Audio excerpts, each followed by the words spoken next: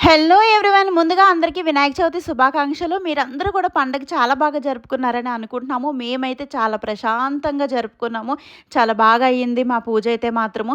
ఎటువంటి జెండర్‌తోనూ, ఏజ్‌తోనూ సంబంధం లేకుండా ప్రతి ఒక్కరు జరుపుకునే పూజ మన విఘ్నేశ్వరుడి పూజ అనమాట.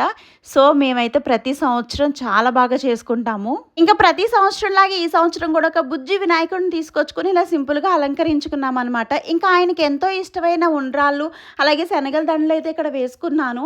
ఆ విఘ్నేశ్వరుడికి 21 పత్రులతో పూజ చేయాలంటారు. కానీ ఆ 21 పత్రులు ఎక్కడ దొరుకుతాయో మాత్రం ఎవరు చెప్పరు. ఇంకా మార్కెట్‌లో పత్రుల పేరు చెప్పి ఇంట్లో పెంచుకునే కాటన్స్ మొక్కలు కూడా అమ్మేస్తున్నారనమాట.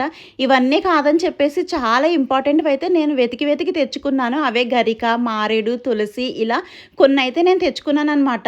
అన్నీ అందుబాటులో లేకపోయినా ముఖ్యమైనవి, ఆయన పూజకి ఇష్టమైనవి అయితే వచ్చినాయి కాబట్టి సో, ఇక మేమైతే పూజ స్టార్ట్ చేసామనమాట. ఇంకా మా కన్నమ్మకి ఆ వరసిద్ధి వినాయకుడు మంచి విద్యాబుద్ధులు ప్రసాదించాలని చెప్పి దాని బుక్స్ అన్నీ పెట్టేశామన్నమాట. యాక్చువల్‌గా ఒక 2, 3 పెడదాం అనుకుంటే మా కన్నమ్మ ఇది అని చెప్పేసి మొత్తం బుక్స్ అన్నీ పెట్టించేసింది నాతో. చిన్నప్పుడు మనం కూడా అంతే కదా! దేవుడి దగ్గర ఏ సబ్జెక్ట్ బుక్ పెడితే ఆ సబ్జెక్టే వస్తది. పెట్టకపోతే రాదు అని చెప్పేసి మొత్తం అన్ని బుక్స్ పెట్టేసేవాళ్ళం. ఓం శీఘ్రకారిణే నమః, ఓం శాశ్వతాయ నమః, ఓం బలాయ నమః, ఓం బలవా, ఓం పురాణ పురుషాయ నమః, ఓం పూజ్ఞే నమః, ఓం పుష్కరు. ఆ మహాగణపతి కథని ఎన్నిసార్లు విన్నా మళ్ళీ వినాలనిపిస్తుంది. అలాగే ఎన్నిసార్లు చదివినా మళ్ళీ చదవాలనిపిస్తూ ఉంటుంది. అందుకే మా కన్నమ్మ వాళ్ళకి ఆ కథ అర్థమవ్వాలని చెప్పేసి దాంట్లో ఉన్న కొన్ని క్లిష్ట పదాలు ఉంటాయి కదా! వాటినైతే నేను వాడుక భాషలోకి మార్చి వాళ్ళకి అర్థమయ్యేలాగా చదివాను. మొక్కుబడిగా బుక్‌లో ఏదుంటే అది చదివేయడం కన్నా పిల్లలకు అర్థమయ్యేలాగా చదివితే బావుంటుందనిపించింది. ఫైనల్లీ ఎటువంటి విఘ్నాలు లేకుండా మా విఘ్నేశ్వరుడి పూజ అయితే కంప్లీట్ చేసుకున్నాము. చూడండి ఎంత బావుందో గదా! మీకు కూడా అలా చూస్తూ ఉండిపోవాలనిపిస్తుంది గదా! ఇంతకేమి ఈ పూజ అంతా చూసిన తర్వాత మీకు ఒక డౌట్ రావాలే మా లక్కీ గాడు ఎక్కడున్నాడని చెప్పేసి.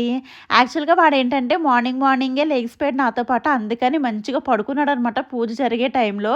అందుకే ఇంత ప్రశాంతంగా జరిగింది చెప్పాలంటే. వాడు నిద్ర లేచిన తర్వాత కొంచెం సేపు షాక్‌లో ఉన్నాడనమాట. షాక్‌లో, కన్‌ఫ్యూజన్‌లో ఉన్నాడు. ఏం జరిగిందా అని చెప్పేసి. నిద్ర నుంచి తేరుకున్న తర్వాత చక్కగా దండం పెట్టుకున్నాడు, గుంజీలు తీశాడు, నమస్కారం చేసుకున్నాడు. మీరు కూడా ఈ వినాయక చవితిని చాలా బాగా జరుపుకున్నారని అనుకుంటున్నాను. అలాగే మా వీడియో కనుక నచ్చితే ప్లీజ్ మన ఛానల్‌ని సబ్స్క్రైబ్ చేయండి. Thank you so much for watching.